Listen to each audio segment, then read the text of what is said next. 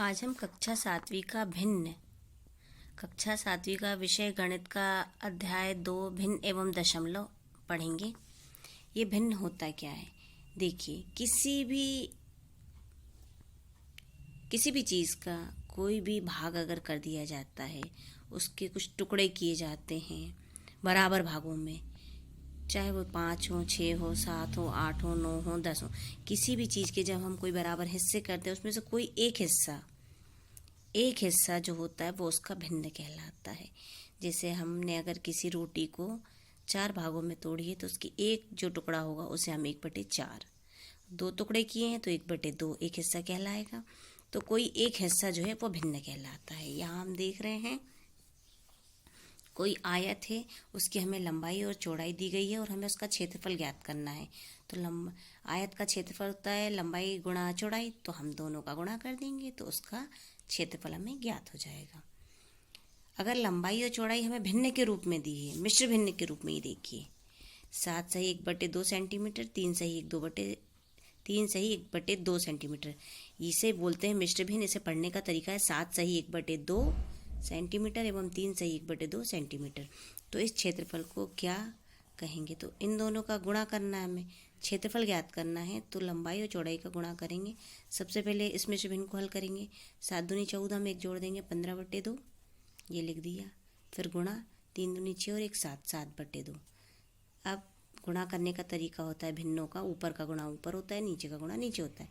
15 सत्ते 15 का हम 7 में गुणा कर देंगे और 2 का हम 2 में गुणा कर देंगे। इस प्रकार हमें क्षेत्रफल ज्ञात हो जाएगा। अब हम यहाँ देखते हैं एक भिन्न का पूर्ण संख्या से गुणन। जैसा कि यहाँ पे दिया गया है, एक वृत्त को ये 4 हिस्से कर दिए, तो एक हिस्सा 1/4 है। 2 छायांकित भाग मिलकर वृत्त के कितने हिस्से होंगे? तो हम देखते हैं यहाँ पे हमारे पास 2 वृत्त हैं और दोनों वृत्तों का हमें एक हिस्सा छायांकित भाग दिखाई दे रहा है। हमें इन दोनों का जब गुणा करना होगा तो 2 1/4 हम 2 बार जोड़ भी सकते हैं। इसी को हम इस प्रकार भी लिख सकते हैं 2 गुणा 1/4। तो ये पूर्ण संख्या हो गई और ये भिन्न हो गया। पूर्ण संख्या का भिन्न में जब गुणा करते हैं तो ये 2 का गुणा हम 1 में करेंगे।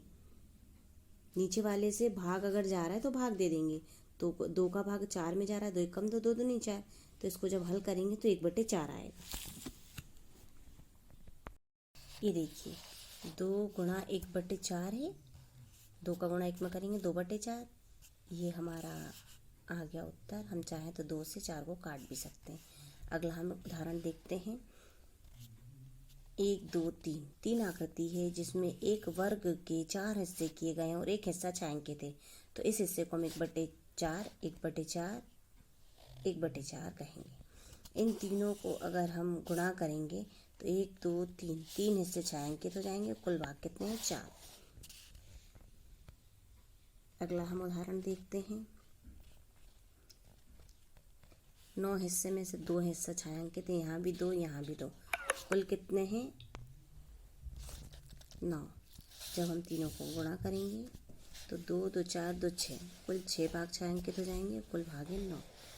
तो हम ऐसा भी कर सकते हैं 1/3 गुणा 1/2। 1/2 को हम 4 बार जोड़ भी सकते हैं और डायरेक्ट हम उसका 3 बार जोड़ भी सकते हैं और 3 का गुणा 1/2 में कर सकते हैं। ये देखिए 1/2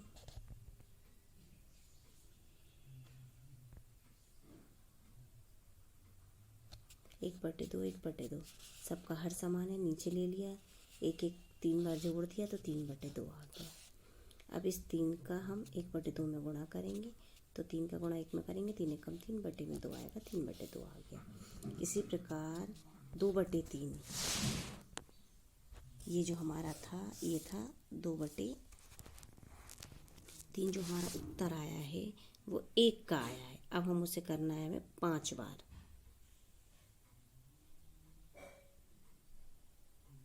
तो हम 5 से गुणा कर देंगे तो 5 दूनी 10/3 हो जाएगा।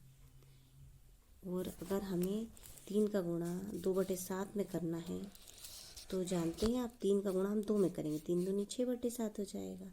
इस 4 का गुणा हम 3/5 में करेंगे तो 4 3 12/5 हो जाएगा। उदाहरण से समझते हैं। 2 गुणा 5/3 लिखा है तो 5 दूनी 10/3 हो गया। यहाँ 3 गुणा 8/7 लिखा है तो हम 3 का गुणा 8 में करेंगे बटे 7। ये आपके लिए अभ्यास का प्रश्न है, आप इन दोनों को हल कीजिए। आगे हम देखते हैं। ये देखिए, ये अभ्यास के लिए दिया गया है, कुछ नहीं करना है, हमें इस 3 का गुणा 2 में करना है। 3 दूनी 6/7, 9 छक्के 54/7, 3/8, यहाँ 13 छक्के 90/11।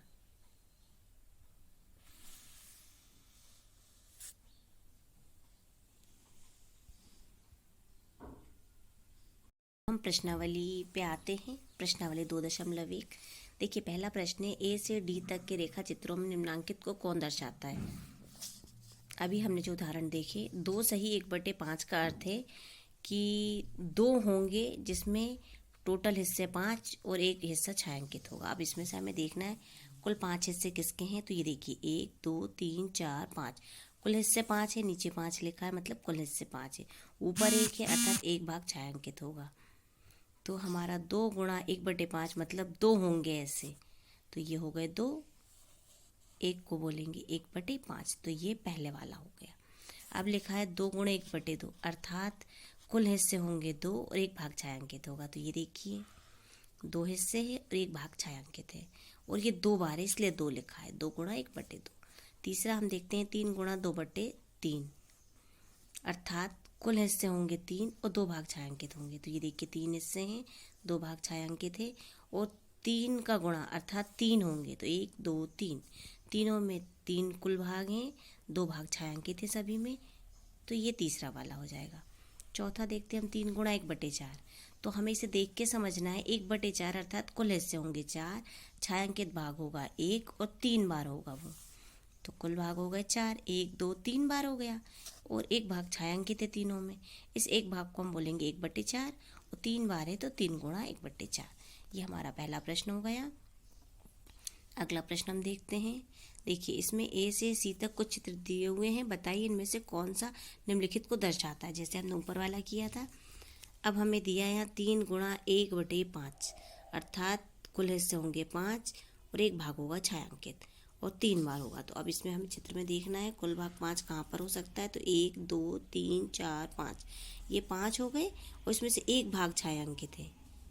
तो इस 1 भाग छायांकित भाग को कहेंगे हम 1/5 और 3 गुणा अर्थात 3 बार, 1 2 3 बार बराबर में 3/5 लिखा अर्थात 5 हिस्से टोटल, 3 भाग छायांकित। ये देखिए, हमें इसको समझना आना चाहिए जो हम छायांकित भाग को देख के समझ पा रहे हैं। अगला देखते हैं हम 2 गुणा 1/3 अर्थात 2 बार होगा, कुल हिस्से 3 होंगे और 1 भाग छायांकित होगा। ऊपर वाला छायांकित भाग बताता है, 3 नीचे वाला कुल हिस्से बताता है। तो 3 हिस्से कहाँ हैं हम देखते हैं, 1 2 3 और 1 भाग छायांकित कितनी बार, 2 बार। 2 का गुणा अर्थात 2 बार बराबर में 2/3 लिखा है, कुल हिस्से 3, 2 भाग छायांकित। तो ये देखिए 2 भाग छायांकित और कुल हिस्से 3, दूसरे का ये हो गया। तीसरा हम देखते हैं 3 गुणा 3/4।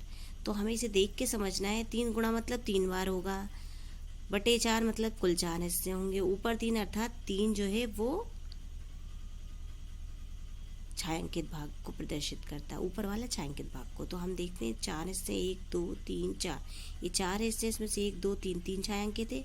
तो एक भाग को हम बोलेंगे 3/4, कितनी बार, 3 बार। तो 1 2 3 बार हो गया। बराबर में लिखा 2 सही 1/4, 2 सही, 2 सही मतलब 2 पूरे पूरे छायांकित है। 2 सही का अर्थ है 2 पूरे पूरे छायांकित है, मतलब पूरे हैं, इसमें कोई भिन्न नहीं। और तीसरा जो होगा वो 1/4। ये देखिए 4 में से सिर्फ 1 छायांकित है। तो इसे चित्र के माध्यम से ऐसे समझेंगे हम, 2 सही मतलब 2 पूरे पूरे, 1/4 अर्थात कुल भाग 4, 1 भाग छायांकित। इस प्रकार हमारी प्रश्नावली का ये प्रश्न हो गए।